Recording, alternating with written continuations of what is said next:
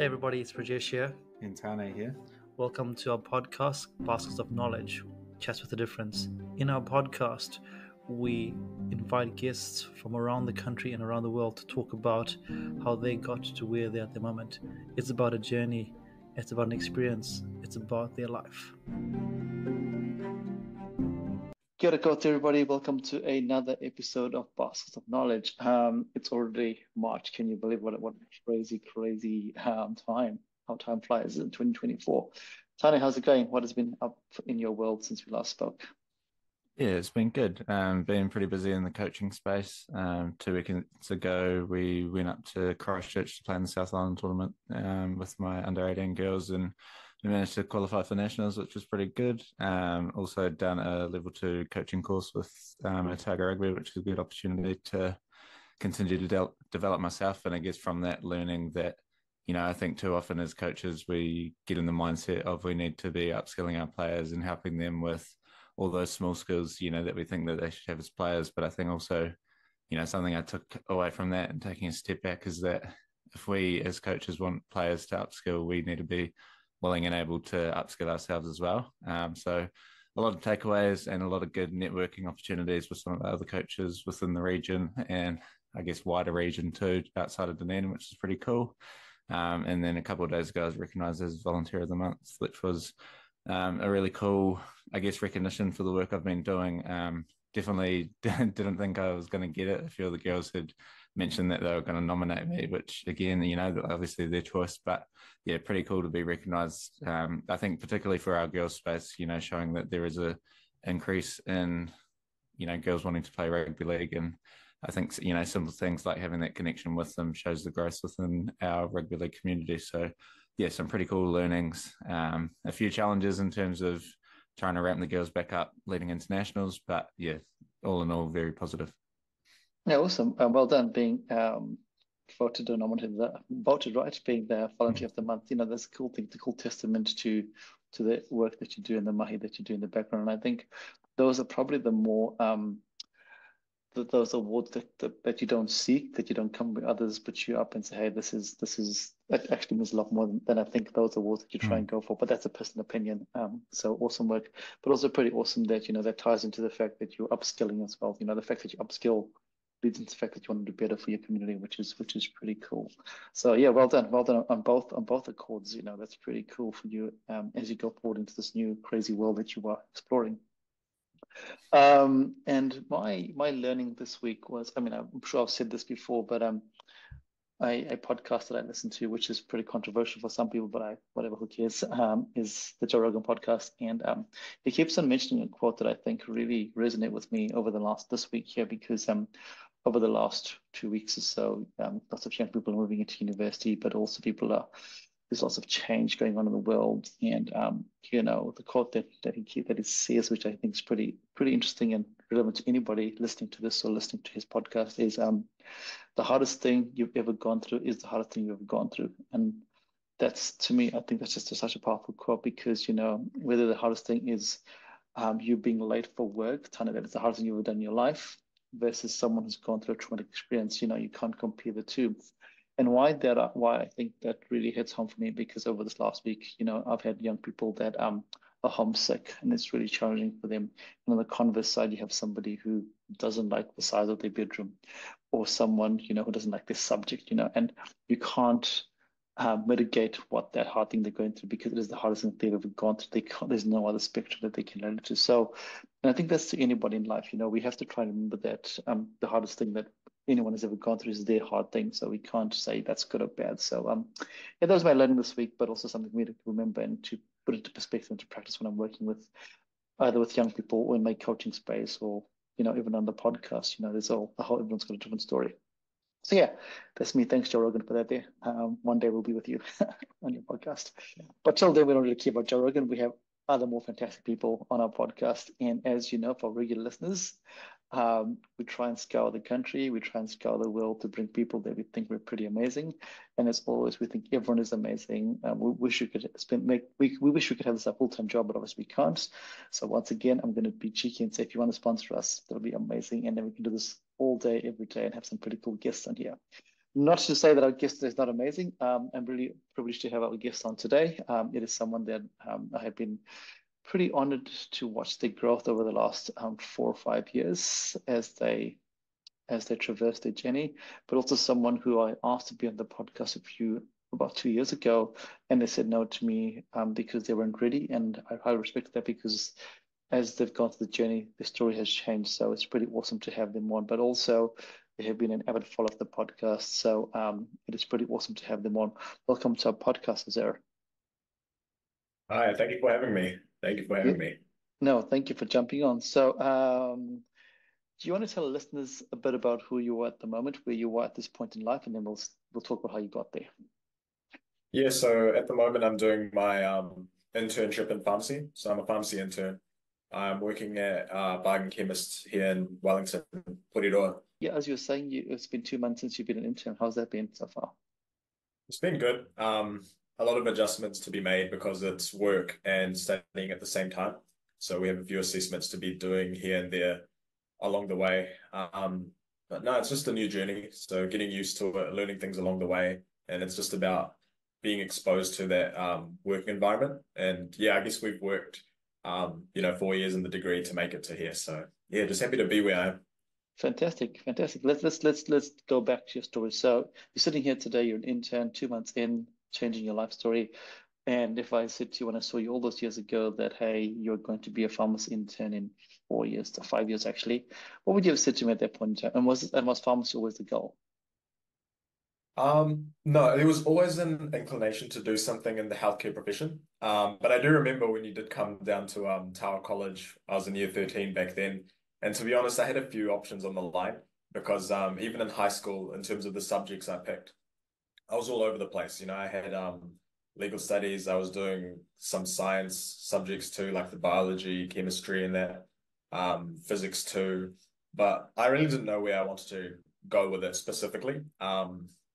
There was some level of thought of doing something in the healthcare profession, but I wasn't certain of it at that stage. I was just going along with the flow, seeing what sort of jumps at me at the time. And I remember when you came to give the talk in year 13, I asked about how's our first year? How does it work? I've heard a lot about it, but what actually happens? What do you need to do to make it to the next level from there? And I recall pharmacy was one of the options that I had listed when we were sitting in that room. And yeah, you pretty much explained how different it is to high school in terms of it being more exam based as opposed to the internals and moving to Dunedin, getting adjusted with the whole hall life, staying away from family and all that. So now even then, that helped a lot because it made me realize what I can actually get out of outside first year. I was considering a few options still at that point. I was considering even going to Vic Uni. At that stage, I wasn't certain exactly where I wanted to go, which direction. But when you did come and speak to us, that gave me a clearer image of which direction I sort of wanted to head in and maybe set a goal for myself of doing outside first year, going through those papers, just doing the best I can really, and yeah, seeing where it comes to. So yeah, Yeah, I definitely wouldn't have guessed, 5 years down the track, I would be sitting here, 2 months into my internship.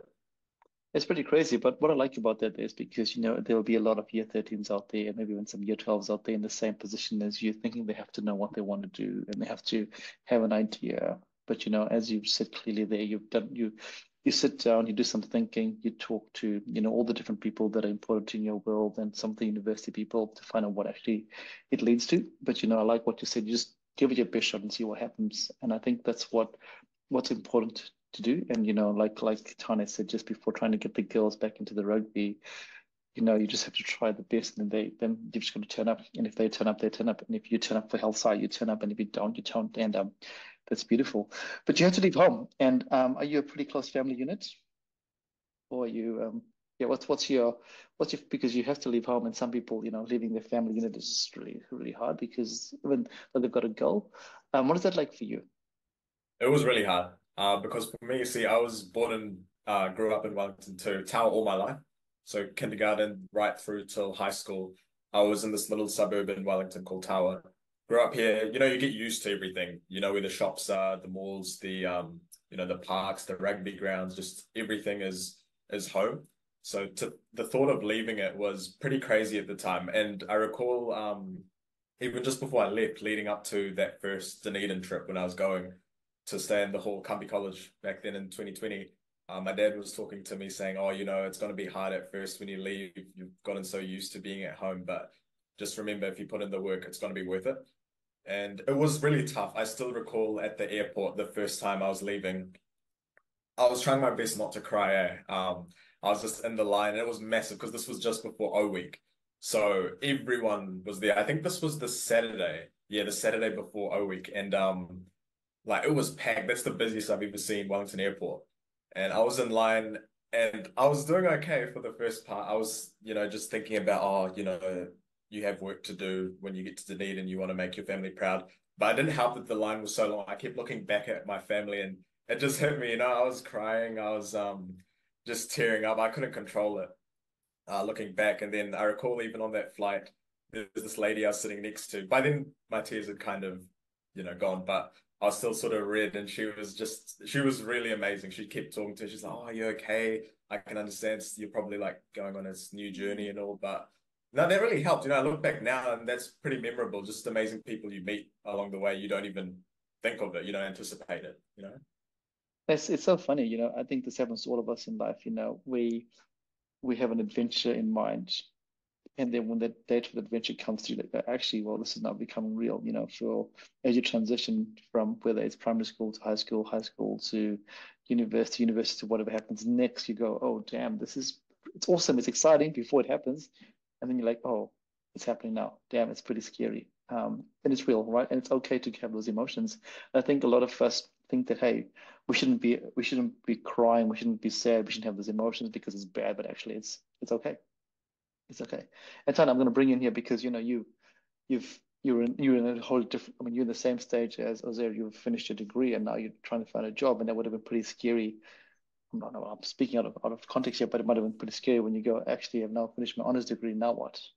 Yeah, I think it was pretty surreal. A lot of big changes that, you spend so long, you get comfortable with what you're doing. You used to study, you're used to doing this and that. And then I guess it all kind of hit at once too.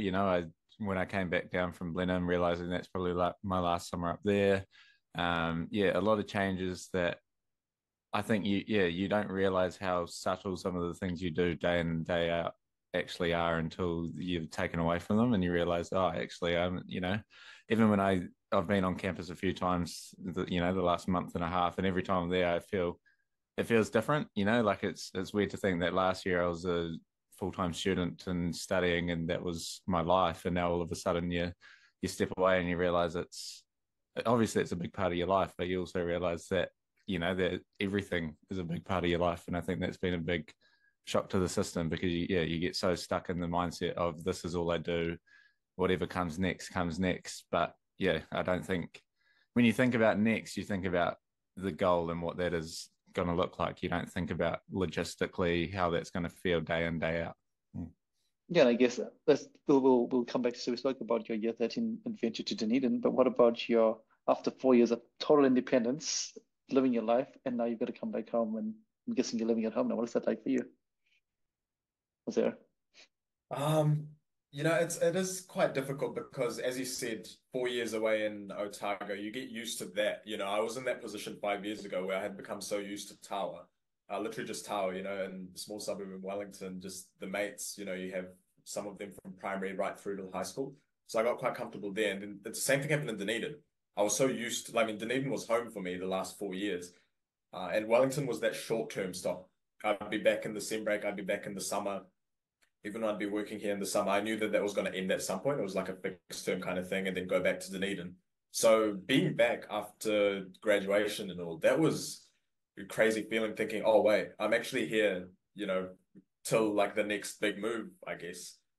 It's been nice though, being back with family and catching up with mates here. And thankfully, quite a few of my good mates from uni live either in Wellington or close enough to the region. So no, it's been good. Can't complain.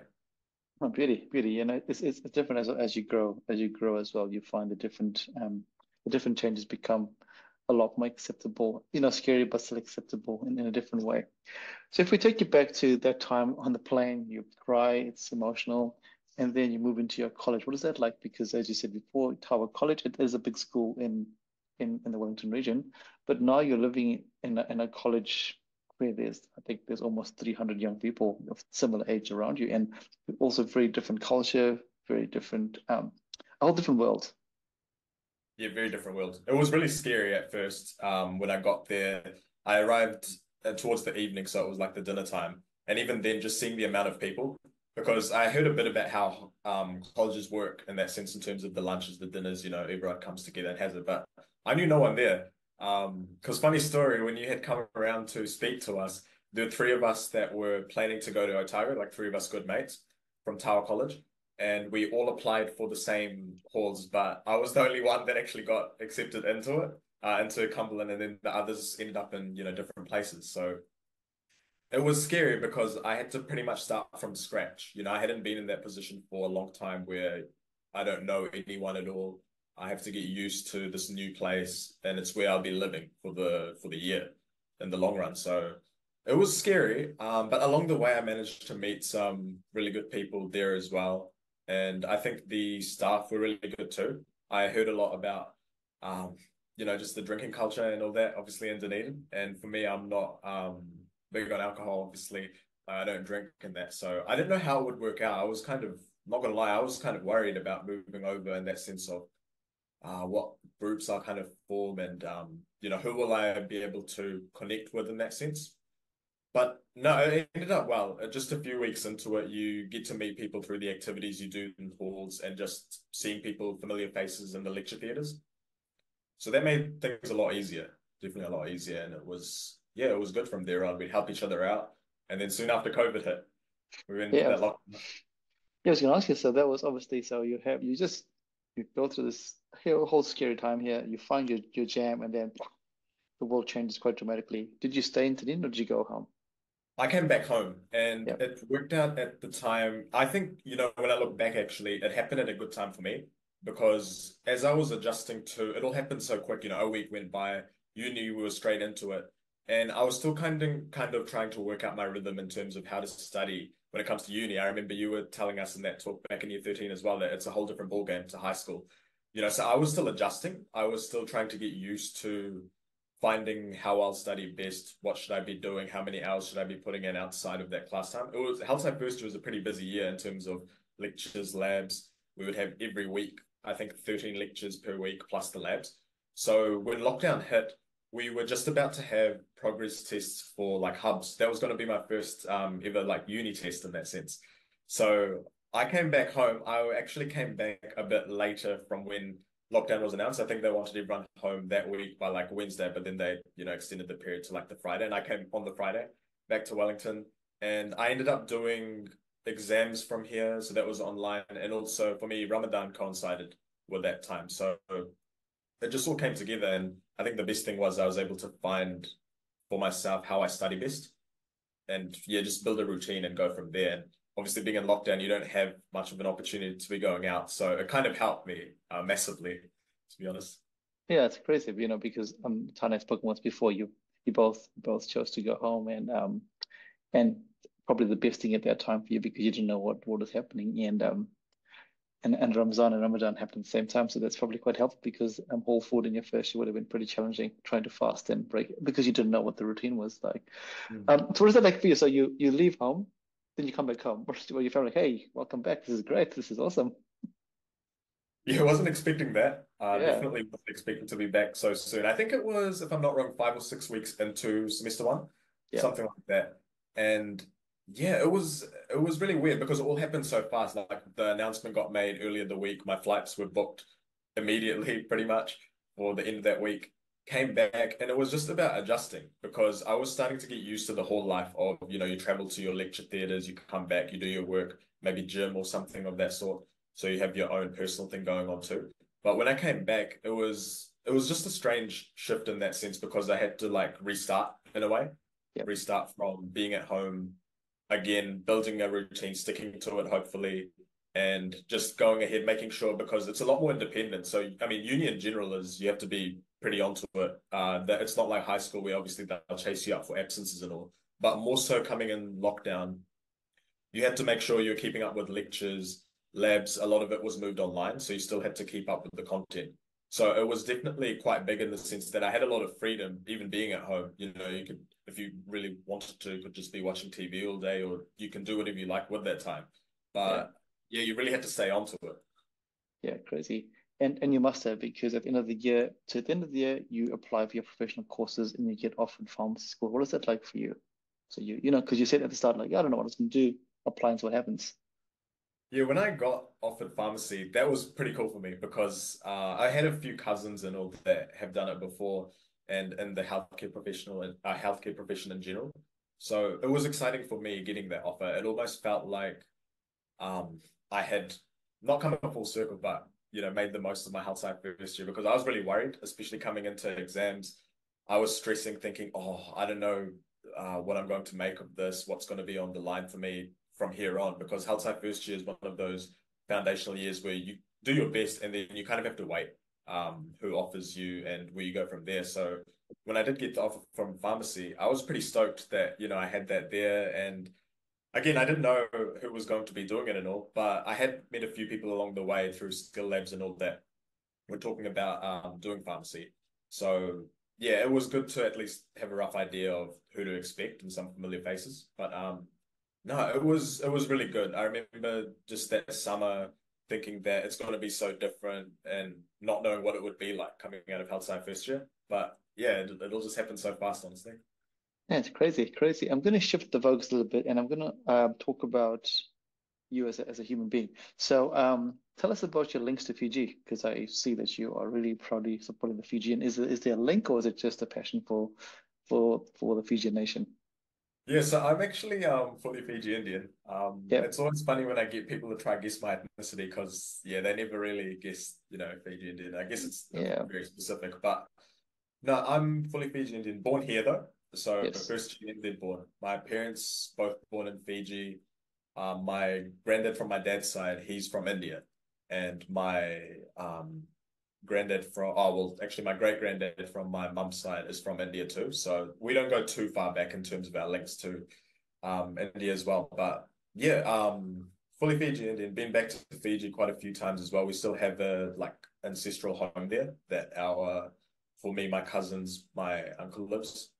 So go back and visit every now and then. And yeah, as you mentioned, always proud to be supporting the Fiji rugby and keeping Yeah. in touch with all that. No, that's beautiful. And what is it like? So I'm guessing your parents are immigrant to New Zealand. Yep. Yep. So what is it like for them, as because it's challenging, right? Wherever the immigrant family is from. I don't know whether you've spoken about this with them, but what is it like? What is it like for them moving from Fiji to New Zealand and then raising you and your family as you come through this? I guess altogether it's a different lifestyle. In Fiji, it's very family centered. A lot of, people live with extended families, so it's not out of the blue to grow up with your cousins. They're Yep. pretty much like your brothers and sisters. You grow up with your aunties, uncles. They're almost like a second pair of parents with your grandparents as well. So coming here, especially in Wellington, we don't actually have any other like family as such. So it was very different for them. My two sisters were actually born in Christchurch, and again, my mum and dad were the only ones there. No other family in Christchurch at that point. Very few, Indians in general in Christchurch around that time. So yeah, very different in terms of the culture, but they met good people along the way. And in Wellington, same sort of thing. We grew up with like our neighbors, their children, and just the kids we met in high school or primary school, even from then on. So yeah, very different for them having to adjust from Fiji. Everything is very family centered compared to here. Things are very different. I mean, in Fiji, even I've seen it when I go back. Even the neighbors, to be honest, not just the extended family, but even your neighbors are almost your family. They'll come around to yours after work and you'll just sit together, watch TV, watch movies, or have dinner. That's normal. That's just the life there. You play sports together. You'll see people playing touch all the time together back in Fiji. Football. So yeah, very different lifestyle there. Yeah, I think it's very similar to when I was born in Africa, and same thing there. Everyone it's a very family centric, but the traditional terms of the family is not the Western concept of family. It's anybody and everybody becomes your family. you have lots of aunts and uncles who are not even blood related to you. They just, a bit like in Maori culture as well. Everyone's an auntie and uncle, even though they have no blood relation to you. So it's a really, really crazy, crazy thing to think about. We now live in a place where there's lots of individualistic life, but hey, it's the world we live in. And I'm going to just lead on to this pathway as well. So you mentioned earlier on that coming to university, drinking culture, and was that like for your faith? Because I know you're also very strong with your faith. So how did you navigate that with your faith on one side and seeing a world where there's so much alcohol, and lots of people say, "Oh, it's going to challenge me," but actually, I believe that your faith is your faith. It doesn't matter what other people do. But what is it like for you as you navigated that, and also coming to university and still practicing your faith? I guess it was a lot about discipline. It was a true test of things because it's almost like when you're moving to a place where everyone is, or most people anyways, into the drinking culture, it it is a big factor, in terms of how things are. Even a lot of hall activities are run around that.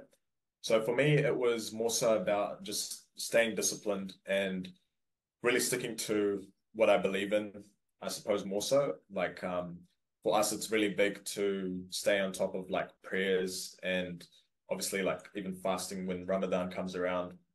So I knew for myself that as long as I, stick to what I believe in and what's important for me in terms of like priorities, then I think eventually things would work out. And, thankfully in my time in Dunedin, although I had heard a lot about the drink culture, and of course we all do, but no, it was an amazing time. Honestly, it was such a blessed time. Managed to make amazing friends there who also actually, despite not being same faith, a lot of them weren't too big into drinking. And even the ones that were, it was all good. We found other ways, we would hang out and just enjoy our time together. And even with sports, same thing, a lot of everyone's different. Some people will be very big on the drinking culture, some people won't. But you find other common grounds and you sort of work towards that really. And I guess that's just been one of the amazing parts in Otago in general, to be honest. Like you get to meet people from all over the country, all over the world, to be honest. And when you all come down, despite everyone having their own things going on, you sort of find ways to connect with each other. And that's, yeah, probably the most beautiful thing with Dunedin, to be honest, for me.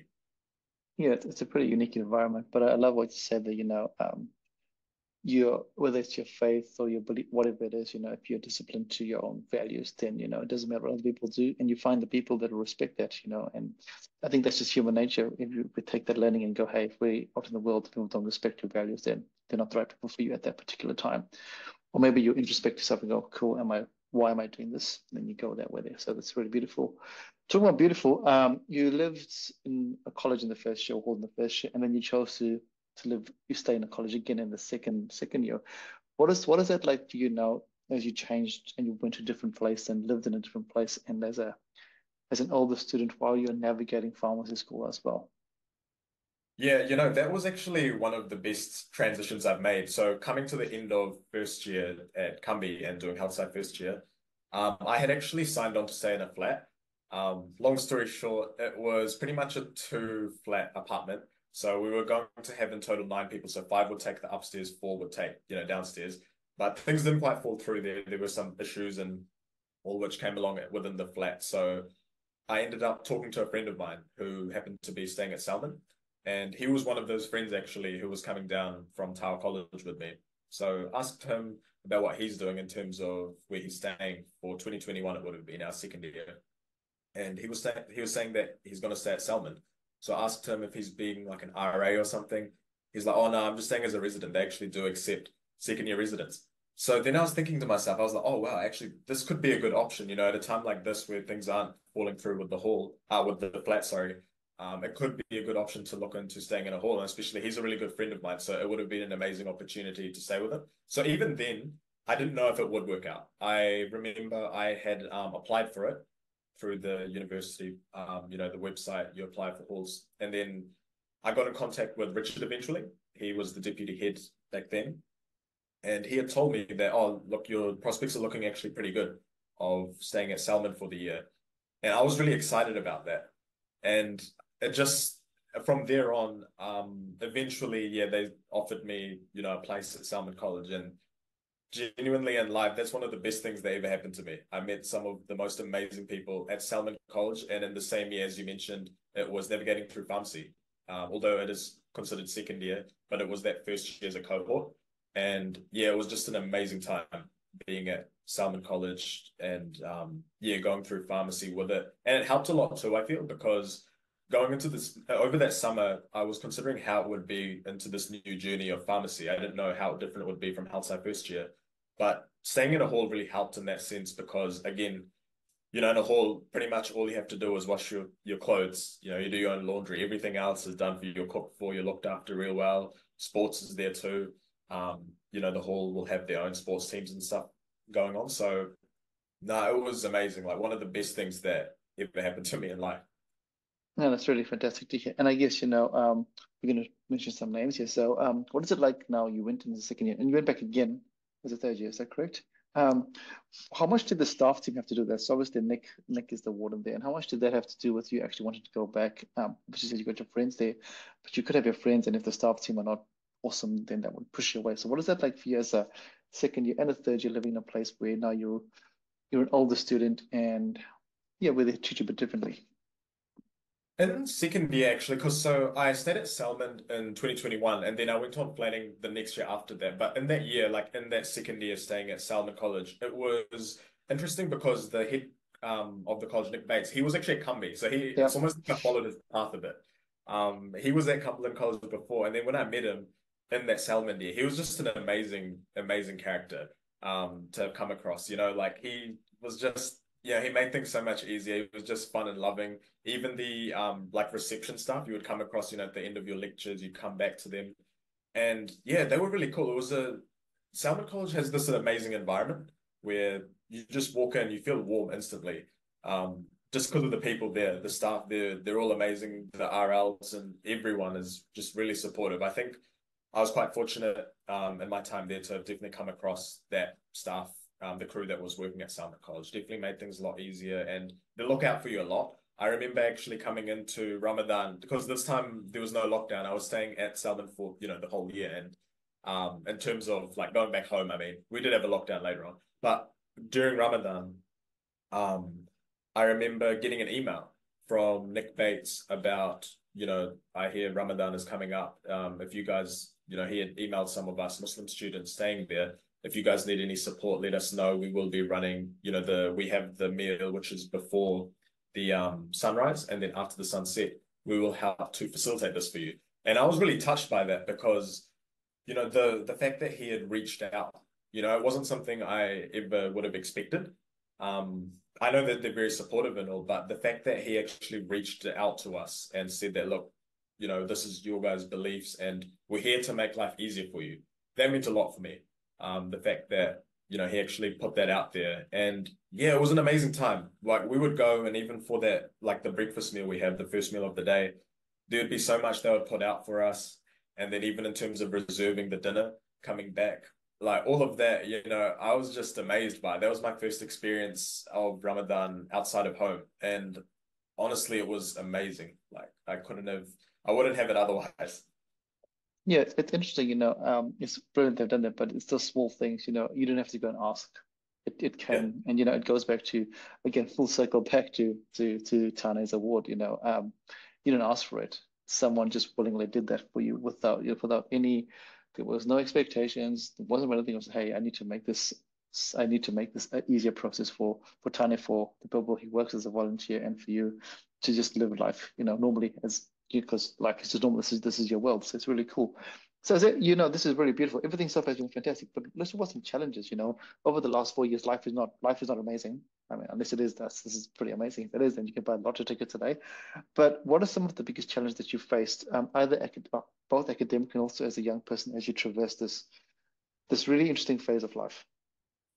Yeah, definitely. There's always the hurdles along the way. I think that that's at every level, if I think of it. And it took me, to be very honest with you, it took me until fourth year to realize I was coming towards the end of the year. We had our exams going on, and I was pretty stressed about it. I was really stressed, it comes to that exam period, and because with this one, it was almost like you pass this stage and then you move on to graduation. So you kind of have to get this part right first to get there. And I was really stressed about it. And I remember I was praying and all, hoping for all things to go well for me, my friends, people that have helped me along the way for, sitting exams too. And I was practicing, I was doing, my exam preparation. And then it hit me at one point. I was like, wait, this seems a bit familiar. I've been here before. Every year almost, or every semester, to be very honest, there's always that level of, there's always that stressor in some form. It'll be, I think, a lot of the time the assessments because, you invest so much time and energy into it. And it just hit me then. I was like, wait, no, I've been here before actually, and I've moved on from there. But what happens is a lot of the time when we have the stresses, or like, in this example, like the assessments, we do it and then we kind of forget about it. We just move on and that's gone. We put that much time and effort into it, studying for it, preparing for it, and then once it's done, it's gone. But it took me up until fourth year to realize, wait, actually, when I look back, I have ticked along the boxes. Everything I had asked for, it's been granted. In that sense, I was wanting to make it from second year, third year to fourth year. And now I was at that fourth year moment of exams. And along the way, like it was all, going along and I was fortunate enough to be making it through. So there's definitely been those challenges in terms of assessments because, you want to be balancing your personal life as well in terms of catching up with mates, doing the things that you love, your hobbies, even if it be gym, sports, whatever it is, you want to be balancing that with, your assessments. You obviously want to be doing well in that too. So that was probably one of the biggest challenges for me along the way is a lot of the difficult assessments we've had along the way. And yeah, just in general, I think navigating through the Dunedin lifestyle. I mean, every year is different. You get new students coming in, and it's a new journey for yourself as well. Even along the same pharmacy pathway, you do have, every year, as I mentioned before, you have that stressor of some form or the other. You have a new goal to achieve. So, yeah, there have definitely been the challenges there, but I think it's just about your mindset, really, how you really tackle the solution tackle the problem because there's always going to be a stressor in whatever form it is. It could be academically, could be in the gym, could be in sports, could be in your personal life with friends, family. But it's really just about, I guess, how you condition yourself and what you're telling yourself going through it, which will really help, I feel. No, that's really beautiful. Stress is part of life. It's just how you manage that stress and what you do with it. And I guess, Tane, you would be seeing that right now with the stresses with the girls as they start heading back into school and life happens and they haven't had rugby for a long time. What have you seen as a coach for yourself as a stress, I guess?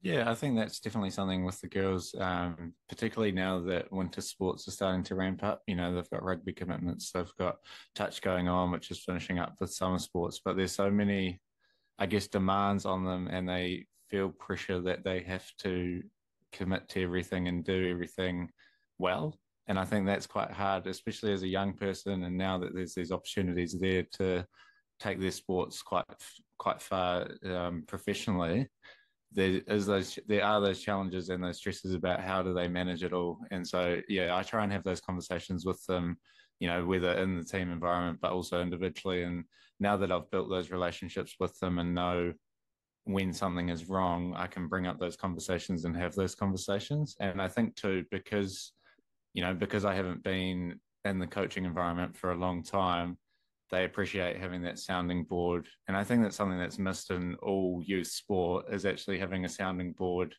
who knows some of the other demands that are going on in their life. Obviously they've got their parents who are massive support systems, but often parents don't know, what other coaches are saying to them, what agenda other coaches are pushing on them. And I just try and, I try and talk to them about, what their options are, where they're happy, where they think they're going to, suit best in terms of all these different challenges. You've got work on top of it for some of them. So it is a very challenging time and a very stressful time, but I think it's trying to remove those barriers to actually see what the true root causes, because often when we talk to our parents, we don't actually talk about the root of that stress. We kind of glaze over it or say, oh, no, they're right. I'm just, thinking about these things. So yeah, it is a very stressful time. And I think we have to get that right if we're going to, support them and see them go through sport the whole way. And unfortunately, I've already heard stories from most of these girls about different coaches that they've had in the past that, because of whatever reason, they haven't wanted to go back because they haven't enjoyed their time. And I think if you cause that detriment now, you're never going to see them come through sport. But some of those girls that I've had last year that are now too old, I'm trying to stay engaged and stay in touch where I can, and hopefully that sees them go through throughout their life still being involved in sport and having a positive association with sport.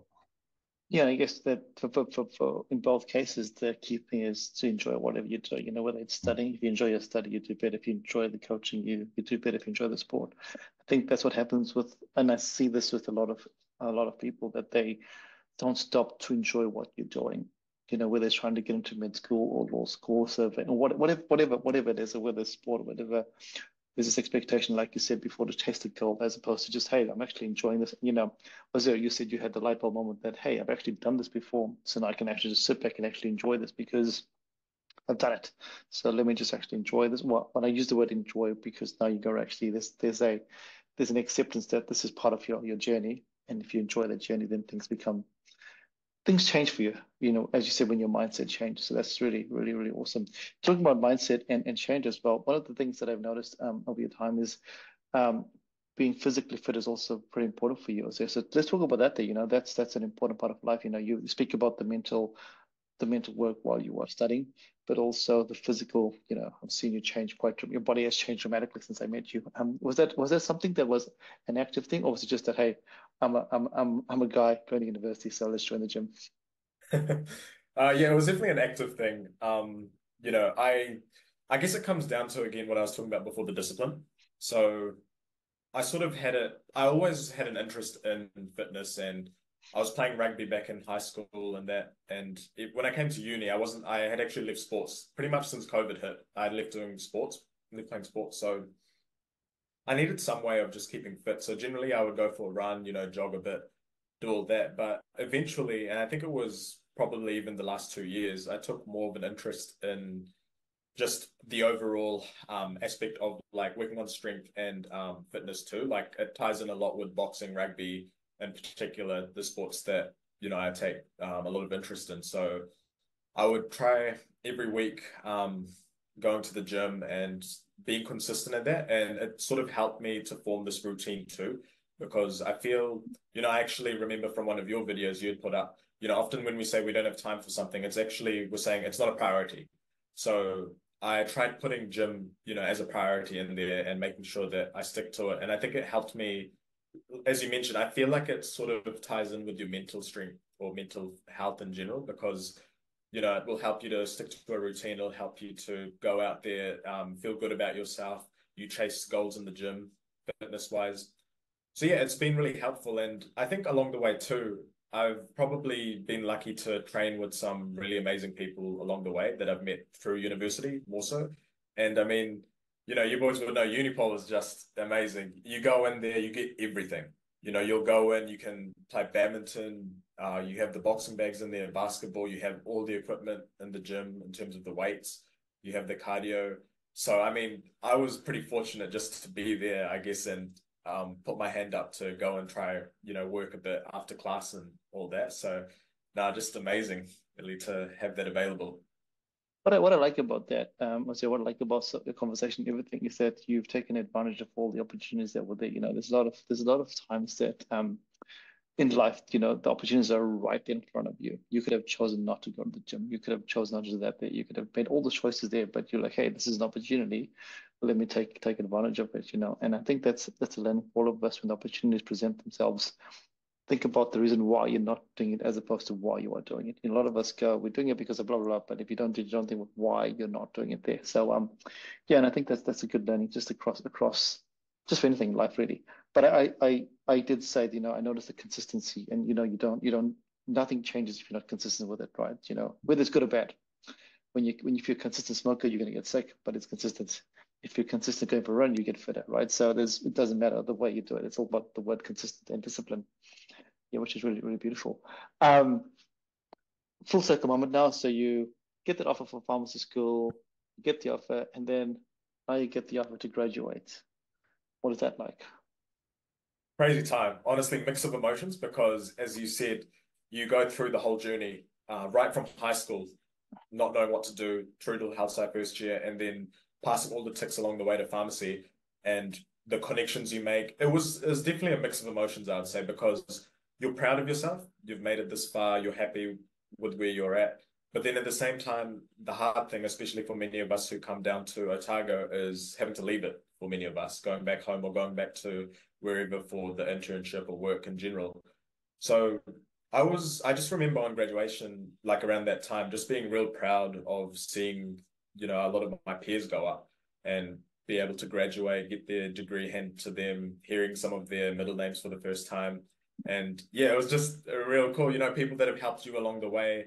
And yeah, hopefully you would have also helped, just seeing them get to that point of, oh, wow, we're actually here. That was a crazy feeling. That was insane. Just sitting there being like, oh, wait, we actually made it. All these tests, all these assessments, the exams, all the stresses we had at one point, we've actually made it past there and we're here now.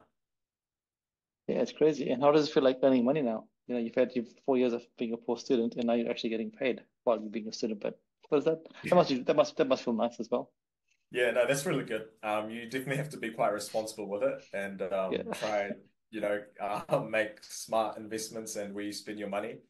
yeah. So it's definitely a lot of responsibility as an individual. But no, it's a good feeling. Obviously, you work towards it. You've gone through the 4 years or X amount of years of your pathway to get to that position. So no, definitely really good.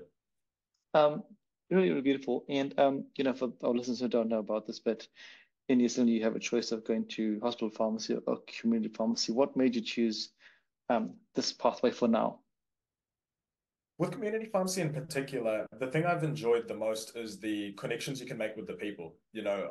Often many a time when they come into the pharmacy, they won't know who you won't know who they are. But just eventually seeing that same person time and time again, and then that one moment where you remember their name and they come up to the counter or the dispensary or whatever, and you say their name, and then it makes a huge difference to them that, oh wow, you actually remembered me. You guys have so many customers here, and you remembered my name. And then you just make that connection from there. And I think many a time when I'm doing like the blood pressure checks, patients will come in and get their blood pressure checked. And if I'm the one doing it, that's probably the time where I've had some of the most amazing conversations and just made amazing connections with those people because yeah, they just come in, they tell you a bit about what's going on for them, what life is like, and you chat to them. And a lot of them are pretty excited to know, like, oh, wow, you're a pharmacy student, or oh, wow, you're a pharmacy intern. And you're just talking about like life, and you just form this connection that you never thought you would. It's just a day of work. You wake up thinking you're just going to work. And then when something like that happens to you, you feel just like, oh, I never knew that I was going to connect with that person or, I was going to come across someone like that and have a conversation with them of that sort. Yeah, it's crazy. Connection is key. It's really funny. I read something yesterday that humans, we're all humans here, I hope. Humans are wired to like hearing their name, so or not like the name, but 95% of people like hearing their name. So, and it's interesting that you said that, I think Tana, you felt the same as well, when you were a subwarden, when you were a pharmacist, when I do my job, just mentioning someone's name, you see the fact that they go, whoa, they've actually taken time to my name. And I was like, wow, when I read that, I was like, wow, this is so interesting as I reflect back to go, every interaction that you have, whether you see the person every day or whether you see them once every few weeks, just by mentioning their name, it just changes that whole conversation. So yeah, it's really powerful. So it's really awesome that you're seeing that as you're doing your pharmacy work, and I'm sure Tana you use your players' names as well, or whatever. When I say name, it could be their first name, it could be their nickname, whatever it is. But yeah, whatever you like to be called. Yeah. Any questions, Tane, for Ozair, or any comments? I guess I'm going to go back to yeah, I've actually got a question for once. But yeah, I guess for me, if I look at your going back to the physical health side of things, I guess have you ever found it challenging in terms of obviously you've got rugby that you said you're quite passionate about and that to kind of focus on, but I guess it can be quite hard when everyone's got different study schedules and stuff like that to find time to go with friends compared to going by yourself. So I guess my question is around, did you find times where it was struggling, whereas much more, you go in the gym by yourself, work on yourself, go back to classes and stuff like that, compared to having those moments when, you're with your peers and I guess it's probably a bit easier in that sense. Yeah, no, for sure. That's a big part of the transition as well, of a lot of the time, because that's, I guess, in a way, that was almost one of the hardest things to accept when uni in general, even halls, if I take it back to staying at halls, it's so much easier. You have access to everyone. In that sense, you can rock up to someone's room at pretty much any time. You can sort out a plan, let's go gym. In Salmon College, I remember some of me and my mates, we'd go to the gym at the craziest times because we had like the Salmon College gym. So we'd be going there, midnight and all that kind of stuff. But it was just a good time. I look back now and I'm like, oh wow, I'm so lucky to have lived through it. But again, even in uni in general, after you leave halls, you're all flatting together. Everyone has, as you mentioned, everyone has a different timetable. Everyone has different things going on for them.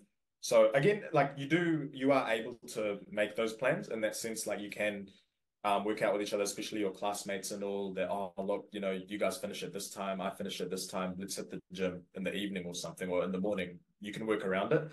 But yeah, for sure, like coming in now, it's really hard in that sense. Everyone's working, everyone's in different places. A lot of, like last year, I was really fortunate. I worked out pretty much the whole year with one of my good mates in pharmacy.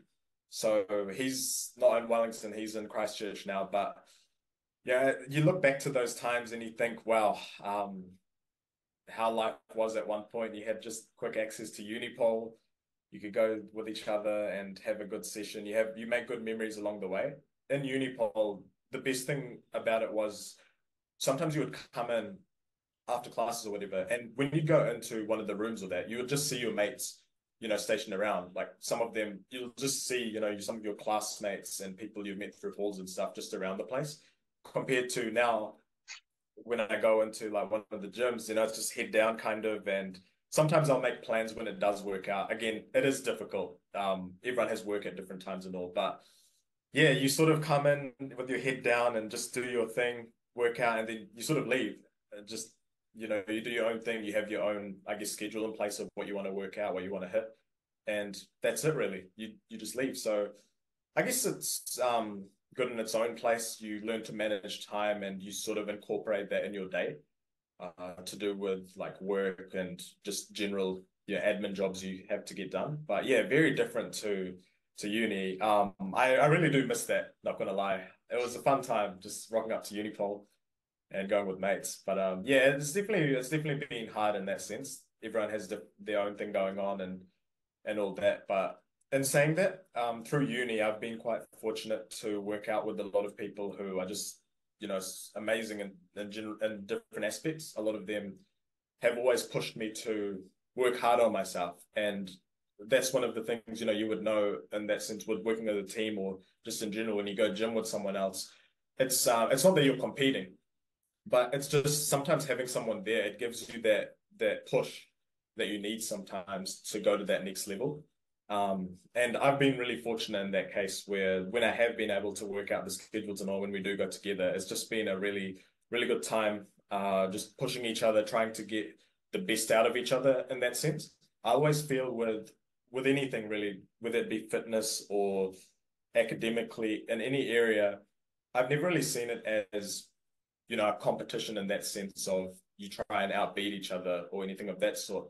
I always feel that it's more about like, raising your own level. If you can do, I don't know, 200 push-ups, someone else might be able to do 400 push-ups. Someone else can do like 1,000, whatever, but it's an individual thing, like you sort of work towards you pushing yourself. And I think like the way I see it is if you're running in a race, you keep your head down, you just focus on your own track. When you look up, you will be happy eventually with where you're at.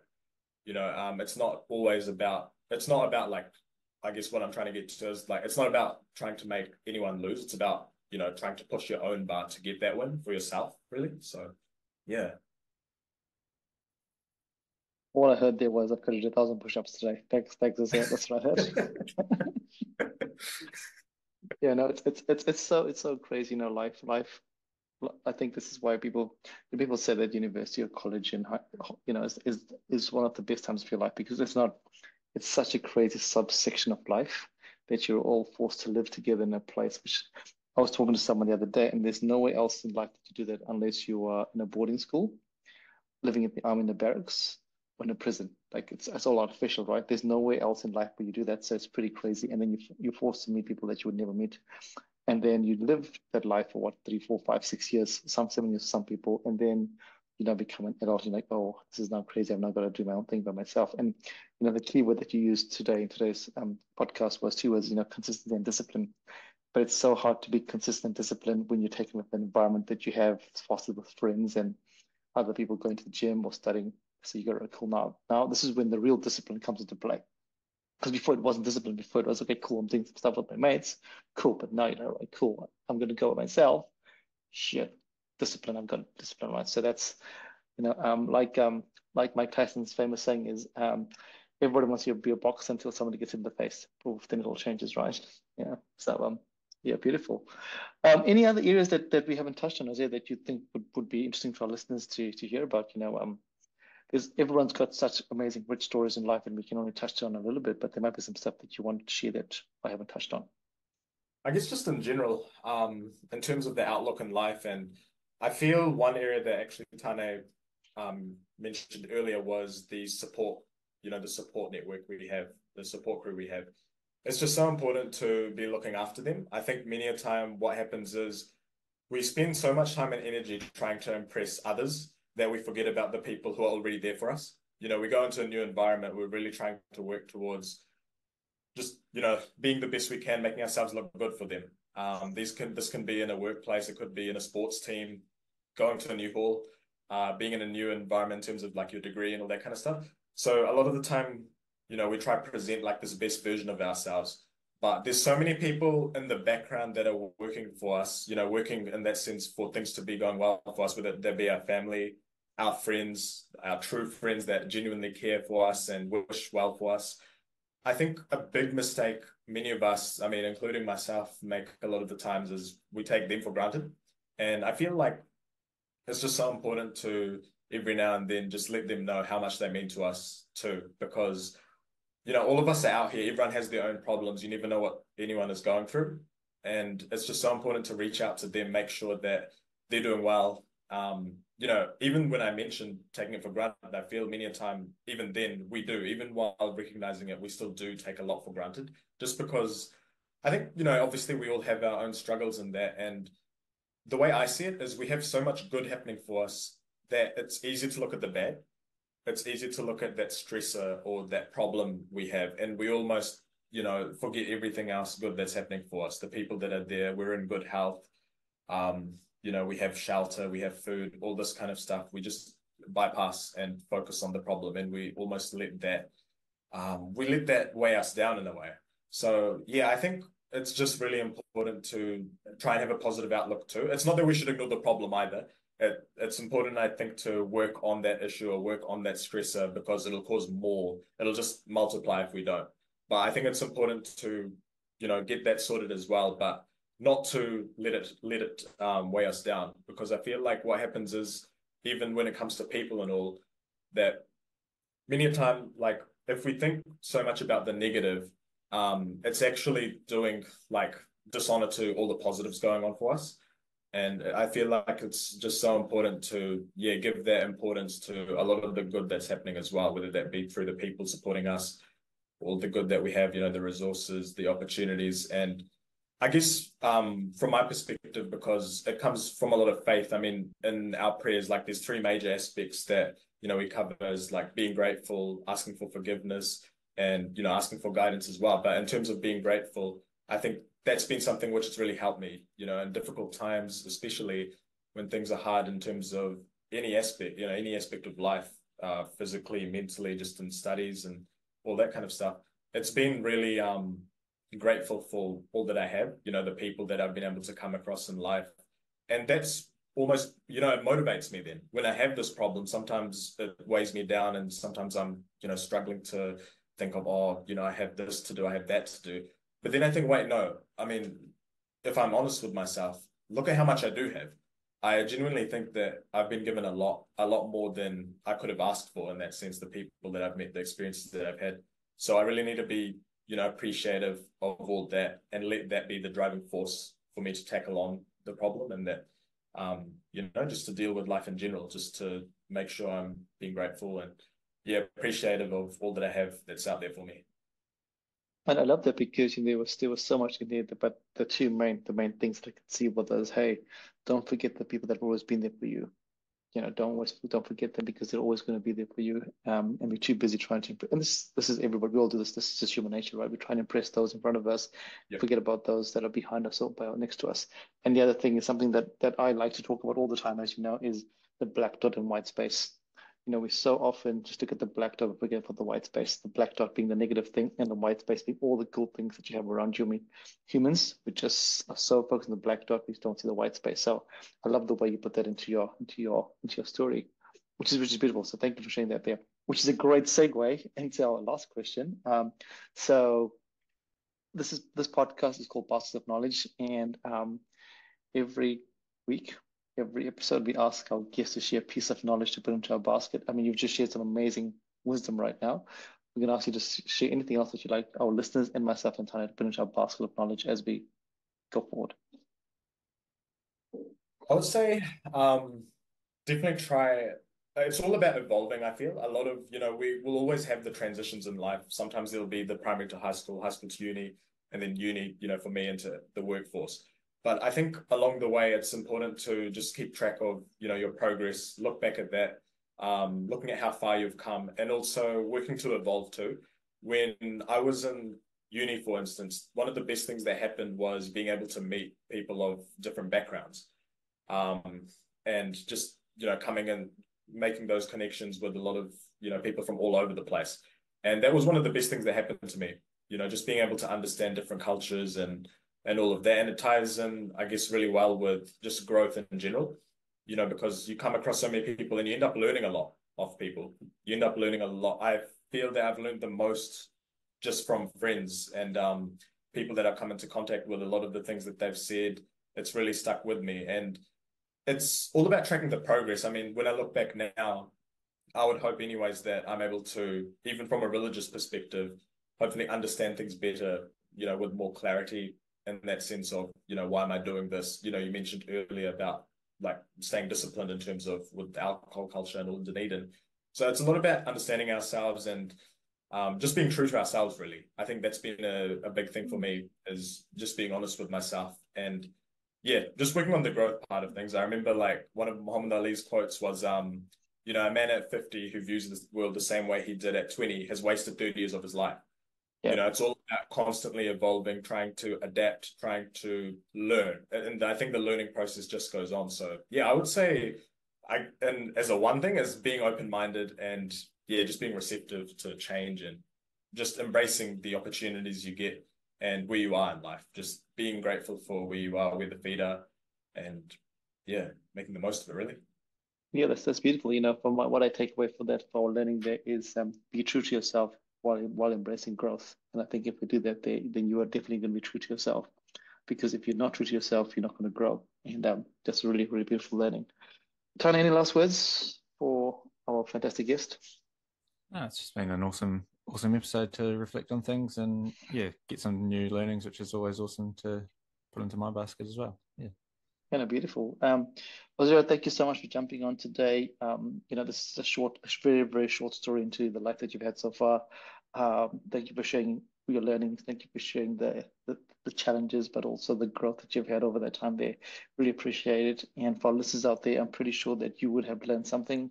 And as I said, if you haven't learned something, go back and listen to the podcast, because you are definitely going to learn something, especially in the last bit there. Till next time, keep listening to our podcast. Please share, please like, please comment on our podcast. And also don't forget to put something into your basket of knowledge. Till then, Pakite, thank you, our guest, and bye, everybody.